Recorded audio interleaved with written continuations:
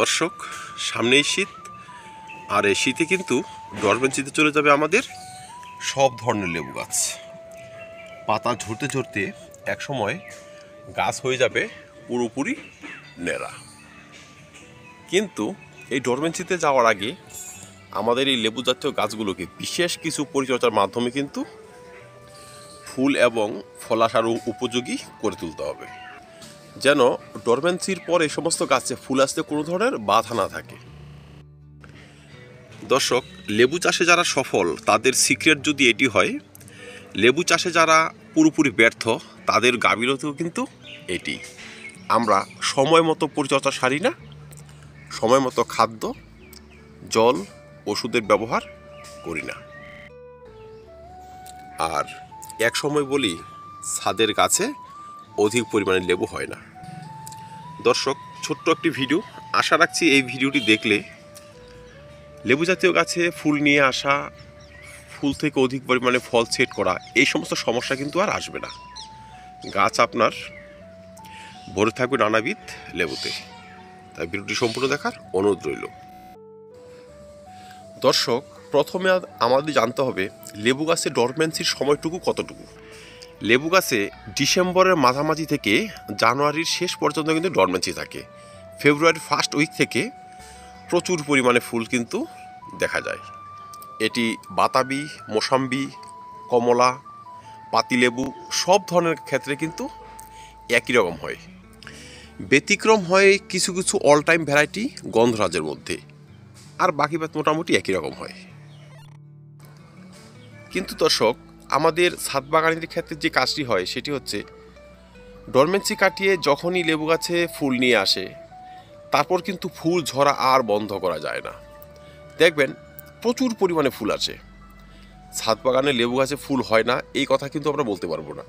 প্রচুর পরিমাণে ফুল আসে, ঠিক তেমনই প্রচুর পরিমাণে ফুল আবার ঝরতেও আরম্ভ করে। ঝরতে ঝরতে একসময় গাছ পুরোপুরি ন্যাড়া হয়ে যায়। এটি কেন হয়?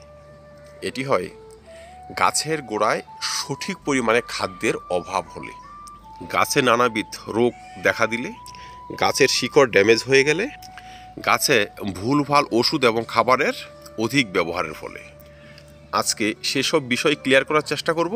আর ডিসেম্বরের এই ফার্স্ট উইকের মধ্যেই কি কি কাজ আমাদের পুরোপুরি সেরে ফেলতে হবে।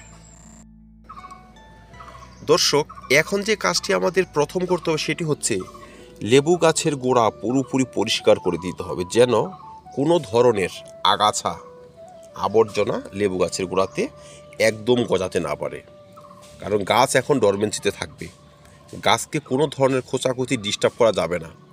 তাই এরই মধ্যে কিন্তু সম্পূর্ণ আগাছা পরিষ্কার করে এখানে এক ধরনের খাবার দিতে হবে, যেই খাবারটি এখন ততটা কাজে লাগবে না। এই খাবারটি কাজে লাগবে যখন লেবু গাছে ডরমেন্সি কাটিয়ে ফুল আসার সময় হবে, তখন সেই সমস্ত ফুলের পুষ্টিতে, সেই সমস্ত ফুল থেকে ফল হওয়ার জন্য। সেই খাবারটি কিন্তু বড় ধরনের কোনো খাবার নয়, খুব নর্মাল একটি খাবার, কিন্তু দর্শক ব্যবহার করতেই হবে।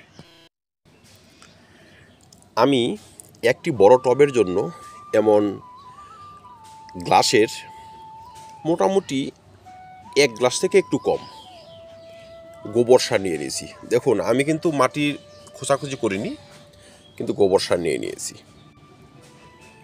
গোবর সার কী করব, গাছের চারধারে এইভাবে শুধু ছিটিয়ে দিব।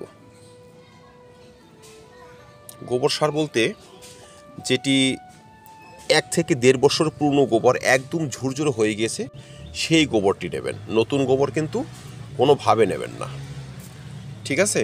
আমি কিন্তু গাছের গোড়ার চারদিকে ছিটিয়ে দিলাম, ছড়িয়ে দিলাম। এবার 5 থেকে 7 গ্রাম পরিমাণে লাল পটাশ নিয়েছি। দেখুন, লাল পটাশ কিন্তু SOP বা 0050 নয়, লাল পটাশ। ঠিক এই গোবরের উপর দিয়ে কিন্তু আমি ছড়িয়ে দিব। এই দেখুন, ছড়িয়ে দিলাম। তারপর 10 গ্রাম পরিমাণ নিয়েছি সিঙ্গেল সুপার ফসফেট। লাল পটাশ যেখানে ব্যবহার করেছি তার উপর দিয়ে আবার ছড়িয়ে দিব। কিছুটা রংধনু আকারের কিন্তু এখন খাবার ব্যবহার করতে হবে। এই দেখুন, আমি ছড়িয়ে দিলাম। আর নিয়েছি কতগুলো ডিমের খোসা। দেখুন, এটা কিন্তু পাউডার ফর্মে নিয়ে আমি নিয়েছি মোটামুটি ভেঙে আর কি, হাত দিয়ে যতটা ভাঙা যায় ঠিক ততটা, ঠিক তার উপর দিয়ে এইভাবে ছড়িয়ে দিলাম। ব্যাস, এইটুকু খাবার, এর থেকে বেশি কিচ্ছুর প্রয়োজন নেই। এইটুকু খাবার ব্যবহার করে দিন প্রত্যেকটি বড় টবের জন্য, মোটামুটি এমন 20 থেকে 25 ইঞ্চি টবের জন্য। এবার হয়তো কাঁচি দিয়ে খুঁচিয়ে দেব, কাঠি দিয়ে নেড়ে দেব, একদম নয়। খাবার এইভাবেই পড়ে থাকবে, তার উপর দিয়ে শুধু আমরা অল্প একটু মাটি চাপা দিয়ে দেব এইভাবে। দর্শক, এই পদ্ধতি একটি ইউনিক পদ্ধতি। এই পদ্ধতিতে আমি চাষ করি, আর আমি চাষ করে প্রচুর পরিমাণে কিন্তু সব ধরনের লেবু ফলিয়ে থাকি, তাই এই পদ্ধতিতে আমি ভিডিওটি করলাম।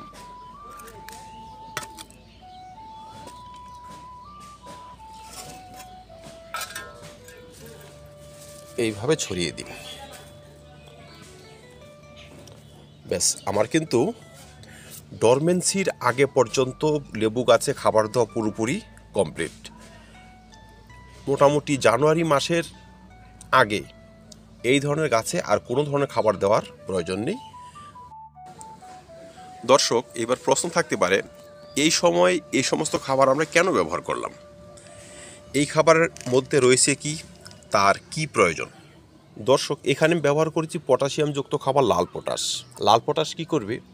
গাছে অধিক পরিমাণে কিন্তু ফুল আসতে সাহায্য করবে। সিঙ্গেল সুপার ফসফেট, ডরমেন্সির সময় গাছ যখন কিছুটা নিস্তেজ হয়ে পড়বে, তার পাতা ঝরিয়ে দেবে, বাহ্যিক যে বিকাশ সেসব পুরোপুরি স্টপ করে দেবে, তখন কিন্তু তার শিকড়ের বৃদ্ধি কিন্তু ঠিকই হবে। কারণ গাছ পরবর্তী বছরের জন্য কিন্তু তৈরি হবে, ফুল এবং ফলের জন্য তৈরি হবে, তার শিকড়ের গ্রোথ কিন্তু প্রয়োজন। তাই এখানে সামান্য কিছু সিঙ্গেল সুপার ফসফেট ব্যবহার করেছি, যে শিকড়ের বৃদ্ধির সঙ্গে সঙ্গে সময় মতো গাছে অধিক পরিমাণে ফুল এবং ফল আসতে সাহায্য করবে। কিন্তু দর্শক, এই সিঙ্গেল সুপার ফসফেট আর এই পটাশিয়ামযুক্ত খাবার লাল পটাশ কোনোভাবেই কিন্তু গাছের বাহ্যিক বিকাশ, ডাল, শাখা, অসময়ে পাতা গজানো, এই সমস্ত দিকে কিন্তু মোটেই নজর দেবে না। আর কি ব্যবহার করেছি? ক্যালসিয়ামযুক্ত খাবার, এই ডিমের খোসা। ডিমের খোসাতে রয়েছে প্রচুর পরিমাণে ক্যালসিয়াম, সামান্য একটু ম্যাগনেসিয়াম, সামান্য একটু পটাশিয়াম এবং সামান্য অন্যান্য অনুখাদ্য। আর এটি আমি ব্যবহার করেছি কিছুটা দানা দানা।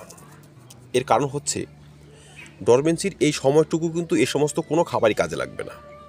ডরমেন্সি কাটিয়ে যখন গাছে ফুল আসার সময় হবে, ততদিনে কিন্তু ধীরে ধীরে এরা ডিকম্পোস্ট হবে। যেহেতু এখন জল কম পরিমাণে ব্যবহার করব, তাই তখন যে ফুলগুলো আসবে এই খাবার থেকে কিন্তু সেই ফুল পুষ্টি শোষণ করতে শুরু করবে। আর ধীরে ধীরে এই খাবারের গুণেই কিন্তু আমাদের গাছে যেমন অধিক পরিমাণে ফুল নিয়ে আসবে, সেই ফুল থেকে খুব দ্রুত কিন্তু ফলও সেট হয়ে যাবে। তখন ফুল হলুদ হয়ে ঝরে যাওয়া, ফুলে নানাবিধ সমস্যা লাগা, গাছে অপুষ্টির কারণে ভোগা, গাছের রোগ প্রতিরোধ ক্ষমতা কমে যাওয়া, এই যে সমস্যাগুলো সে কিন্তু আর আসতে দেবে না। আর ঠিক তখনই আমাদের ছাদ বাগান ভরে থাকবে নানাবিধ লেবুতে। এবার আসি, এই সময় আমরা কি কি ওষুধ, ভিটামিন স্প্রে করতে পারি। দর্শক, কয়েকদিনের মধ্যেই কিন্তু এই সমস্ত পাতা পড়ে যাবে, তাই এখানে ভিটামিন বা অন্যান্য কোনো ওষুধ প্রয়োগ করার কোনো প্রয়োজন নেই। এখন আমরা এখানে ব্যবহার করতে পারি একটি ছত্রাকনাশক, যেমন কার্বনডাজিম, ম্যানকোজেব। Carbendazim 12%, mancozeb 63%। এটি যদি আমরা ব্যবহার করে দিই 1 লিটার জলে 2 ml, তবে কি হবে? দেখবেন লেবু জাতীয় গাছে কিন্তু ছত্রাকের আক্রমণ প্রচুর থাকে। পাউডার মিলিডিউ, ডাউন মিলিডিউ, তারপর ধরুন এক ধরনের এই ডাল থেকে আঠা বেরোনো, গামোসিসের মতো, এইসব সমস্যা কিন্তু লেবু গাছে লেগেই থাকে। তো যদি আমরা 1 সপ্তাহের ব্যবধানে 2 থেকে 3 বার ছত্রাকনাশক স্প্রে করে দিই, সেসব সমস্যা কিন্তু আর আসবে না। আর যখন ছত্রাকের বাসা গাছ থেকে বিদায় নেবে, তখন কিন্তু গাছে অধিক পরিমাণে ফুল এবং সেই ফুল থেকে ফল সেট হওয়ার প্রবণতা বাড়বে, কারণ ফুল কিন্তু চট করে ঝরবে না। তো দর্শক, এই সময় শুধু ছত্রাকনাশক স্প্রে করব, আর কোনো ধরনের খাবার, ভিটামিন, পিজিআর, অনুখাদ্য কোনো কিছুই কিন্তু স্প্রে করব না। সর্বশেষ বলবো, ডিসেম্বর মাসে গাছের পরিচর্যার মধ্যে সবথেকে ইম্পর্ট্যান্ট সেটি হচ্ছে গাছের ওয়াটার ম্যানেজমেন্ট। দর্শক, লেবু বাগানি হয়ে যাচ্ছে তাইভাবে যদি ওয়াটার ম্যানেজমেন্ট করি, সেক্ষেত্রে কিন্তু লেবু গাছে ফুল আসবে না, লেবু গাছে অধিক পরিমাণে আপনি ফলও পাবেন না। আমি এখানে আজকেই খাবারগুলো ব্যবহার করেছি, তাই আজকে টব ভরে জল দিয়ে দেব, যেন খাদ্যের সঙ্গে মাটির একটা টাচ থাকে। ঠিক আছে, আজকে টব ভরে জল দিয়ে দেব। কালকে থেকে কিন্তু আর টব ভরে জল দেওয়া চলবে না। কালকে থেকে আমি ততটুকুই জল ব্যবহার করব যতটুকু জলে এই গাছটি আমার জীবিত থাকতে পারবে। কারণ টবের গাছ একদম জল দেওয়া স্টপ করে দিলে কিন্তু গাছ নষ্ট হয়ে যাবে। ঠিক আছে, গাছ ফুল সানলাইটে রাখবো, আর কোনো ধরনের ডিস্টার্ব, কোনো ধরনের খাবার, কোনো ধরনের ওষুধ কিন্তু আর ব্যবহার করব না। গাছকে এইভাবেই ফেলে রাখবো মোটামুটি ফেব্রুয়ারির ফার্স্ট উইক পর্যন্ত। দর্শক, মনে রাখবেন, ডরমেন্সিতে যদি গাছের পাতা ঝরাতে না পারেন, সেক্ষেত্রে কিন্তু ফেব্রুয়ারিতে এ সমস্ত গাছে অধিক পরিমাণে ফুল একেবারেই আসবে না।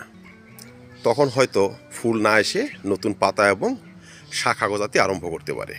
তাই এই সময় পরিচর্যা হবে যত্ন সহকারে, দায়িত্ব সহকারে এবং জেনে শুনে, আইডিয়ার উপর,